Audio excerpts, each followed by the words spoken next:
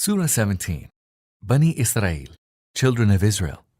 In the name of Allah, the most merciful, the most compassionate. Holy is He who carried His servant by night from the holy mosque in Mecca to the farther mosque in Jerusalem, whose surroundings we have blessed, that we might show Him some of our signs. Indeed, He alone is all-hearing, all-seeing. We gave Moses the book and made it a source of guidance for the children of Israel, commanding, "Take no other guardian beside me." You are the descendants of those whom we carried in the ark with Noah. He was truly a thankful servant.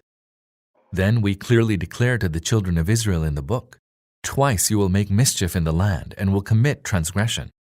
So, when the occasion for the first of the transgressions arrived, we raised against you some of our creatures who were full of might, and they ran over the whole of your land. This was a promise that was bound to be fulfilled.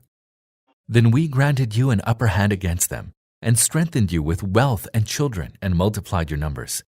Whenever you did good, it was to your own advantage, and whenever you committed evil, it was to your own disadvantage. So, when the time of the fulfillment of the second promise arrived, we raised other enemies that would disfigure your faces and enter the temple of Jerusalem, as they had entered the first time, and destroy whatever they could lay their hands on.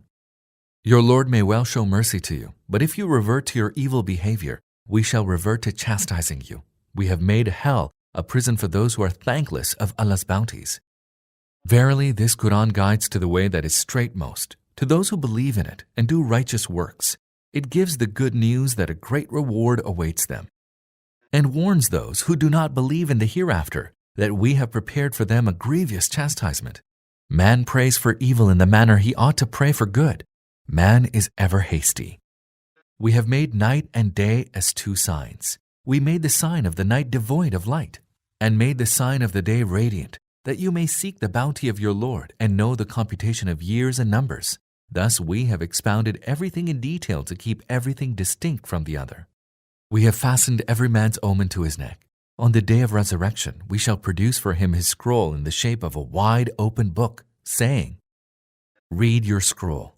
This day you suffice to take account of yourself." He who follows the right way shall do so to his own advantage, and he who strays shall incur his own loss. No one shall bear another's burden. And never do we punish any people until we send a messenger to make the truth distinct from falsehood. When we decide to destroy a town, we command the affluent among them, whereupon they commit sins in it.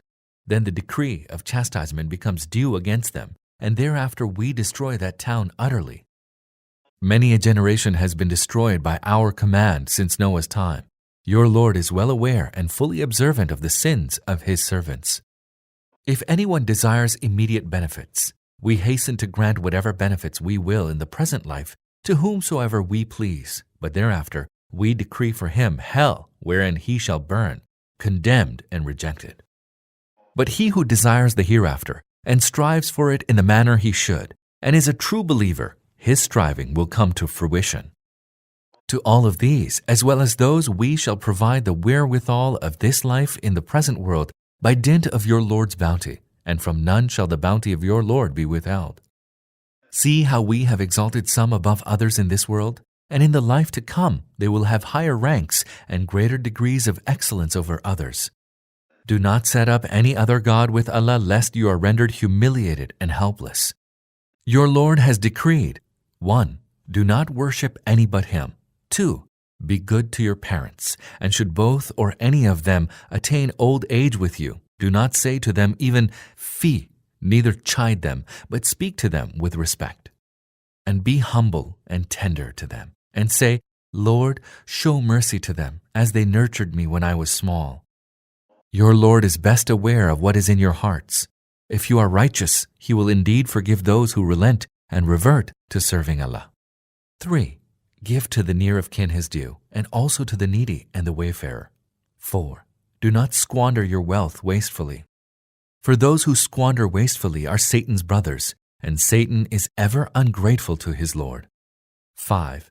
And when you must, turn away from them, that is, from the destitute, the near of kin, the needy, and the wayfarer, in pursuit of God's mercy, which you expect to receive, then speak to them kindly. 6. Do not keep your hand fastened to your neck, nor outspread it. Altogether outspread for you will be left sitting